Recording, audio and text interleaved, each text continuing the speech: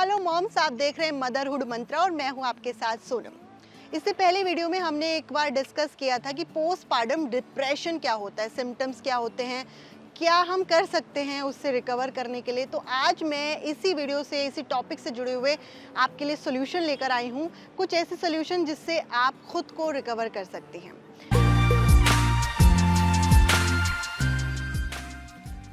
तो अगर आप भी पोस्टपार्टम डिप्रेशन से जूझ रही हैं, जो मैं पहले भी बता चुकी हूँ एक वीडियो में कि पोस्टपार्टम डिप्रेशन होता क्या है। ये आफ्टर डिलीवरी होता है और ये कई महिलाओं को 6 महीने के बाद या 2 महीने के बाद शुरू होता है और साल भर तक कंटिन्यू रहता है।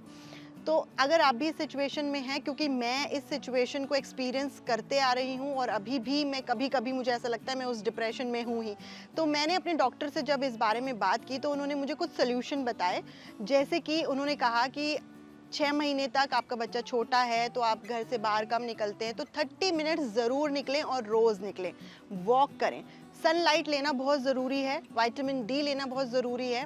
ये आपके लिए ही नहीं, आपके बच्चे के लिए भी ज़रूरी है। अगर आप रोज़ खुद निकलती हैं तो कम से कम कोशिश कीजिए कि आप कभी-कभी अपने बच्चे को लेकर भी वॉक पर निकलें। तो 30 मिनट्स सनलाइट लेना ज़रूरी है। ये आपके हार्मोन्स को बैलेंस करने में मदद करता है। उसके बाद आप बनाना खाइए। ये मैं दूसरा सोल्यूशन आपको बता रही हूँ। बनाना खाने से भी बहुत सारे हार्मोन जो इम्बैलेंस होता है वो बैलेंस हो जाता है। तो बनाना खाइए, अगर दिन में खाएंगी तो ज़्यादा बेटर है। तीसरा सोल्यूशन है कोकोनट वाटर। नारियल पानी आपकी सेहत के लिए अच्छा होता है। गर्मियों का वक्त है तो आप नारियल पानी ज़रूर पीजिए। आप इंडिया के अगर नॉर्थ के हिस्से में रह रहे हैं और वहाँ पे ठंड है तो नारियल पानी मत पीजिए। अगर साउथ में है तो आप पी सकते हैं। आपकी बॉडी के लिए और आपके माइंड के लिए भी बहुत अच्छा होता है नारियल पानी। स्किन के लिए भी अच्छा होता है, आपकी बॉडी को हाइड्रेट रखता है, आपका मूड भी अच्छा रहता है। और बाकी मसाज करवाइए, ये बहुत ज़्यादा ज़रूरी है। जैसे ही न्यू बॉर्न की मसाज होती है वैसे ही न्यू मॉम्स की मसाज होना भी ज़रूरी है। इससे भी आपके मूड स्विंग्स कम होते हैं, आपको बहुत अच्छा फील होता है। ये बहुत इम्पॉर्टेंट पार्ट है आफ्टर डिलीवरी, जो हमेशा आपको याद रखना है कि आपको अपनी केयर भी उतनी ही करनी है जितना आप अपने बच्चे की केयर कर रही हैं। उसके साथ साथ फिज़िकल एक्टिविटी ज़रूर रखिए। अगर आप 30 मिनट्स वॉक कर रही हैं तो सुबह शाम में आप डिवाइड कर सकती हैं। शाम को आप कुछ और एक्टिविटी कर सकती हैं, थोड़ा बहुत योगासन कर सकती हैं या फिर गेम खेलती हैं या वो कुछ भी इस तरह का थोड़ा बहुत आप कर सकती हैं। आप माइंड एक्टिविटी भी कर सकती हैं, फिज़िकल एक्टिविटी भी कर सकती हैं। इसके अलावा आपको सबसे ज़्यादा जो ध्यान रखना है वो ये रखना है कि आप जब भी अपने बच्चे के साथ टाइम स्पेंड करें वो प्लेफुल टाइम होना चाहिए।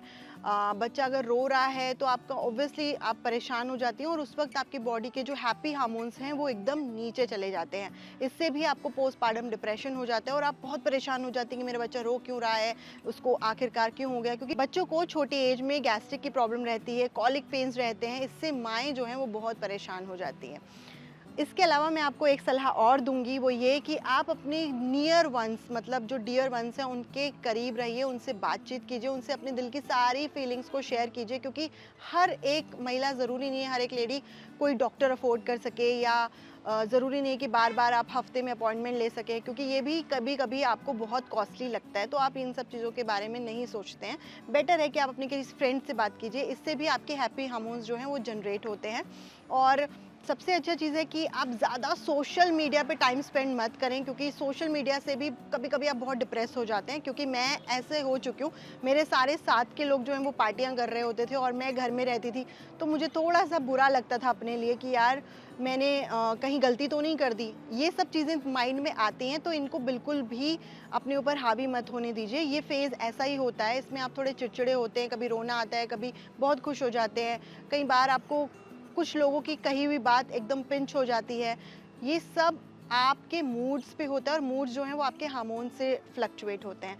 तो ये कुछ सोल्यूशन है, अपने पोस्टपार्टम फेज़ में आप ज़रूर अप्लाई करके देखें, आपको बहुत फ़र्क लगेगा। और अगर आप भी इस फेज़ में हैं तो हमें कमेंट करके ज़रूर बताइएगा आपका कैसा एक्सपीरियंस रहा है। और अगर आप कुछ और जानना चाहते हैं तो उस पर भी हम ज़रूर वीडियो बनाएंगे। फिलहाल ये वीडियो कैसी लगी है हमें ज़रूर बताइएगा। एनबीटी लाइव को सब्सक्राइब कर दीजिएगा and do not forget to hit the bell icon. Thank you for watching this video.